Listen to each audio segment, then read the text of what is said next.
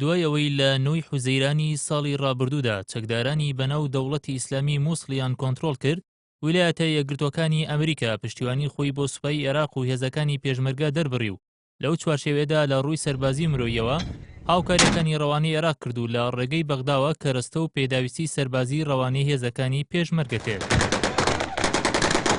بە پێی ڕاگەنراوێکی کۆشکی سپی لە پاییزی ساڵی 2014ەوە ئەمریکا 100 ملیۆن کەرەستەی سەربازی و 62,000 پارچەچەکی سووک و 1700 موشکی هێڵفایر و 6 تانکی M1A1 یان ڕەوانەی عێراق کردووە. هاوکات 250 زیرەپۆشی هەڵگرەوەی مین ڕەوانەی عێراق کراوە و لەو ژمارەش 25 یان دراوە بە هەرێم. هەروەها 1000 موشکی دژەتانکیش لە ڕێگەی بەغداوە ڕەوانەی هێزەکانی پێشمەرگە کراوە. لە ڕێگەنراوەکەی کۆشکی سپیدا ئاماژە بەوەش کراوە لەم هەفتەیەدا 50 زیرەپۆشی هەڵگرەوەی مین و 12,000 چەکی سووک و کوڵاو و گو لە نەبڕ و هۆکاری فراکەوتنی سەرەتایی ڕەوانەی عێراق دەکرێت. ئەوەش خراوەتە ڕوو ئامادەکاریەکانی پێدانی فرۆکەی جۆری F-16 بەردەوامی هەیە و لەو چوارچێوێدا 30 فرۆکەوانی عێراقی لە ئەمریکا مەشق و ڕاهێنانیان پێدەکرێت لەسەر بەکارهێنانی ئەو جۆرە فرۆکەیە. سەبارەت بە گواستنەوەی کەلوپەلە سەربازیەکان ئاماژە بەوە کراوە هاوپەیمانان 70 گەشتی ئاسمانیان ئەنجام داوە بۆ ڕەوانەکردنی زیاتر لە 5 بلیۆن کەلوپەل و پێداویستی کە لەلایەن 17 وڵاتی نێو هاوپەیمانی نێودەوڵەتیەوە دابین کراوە.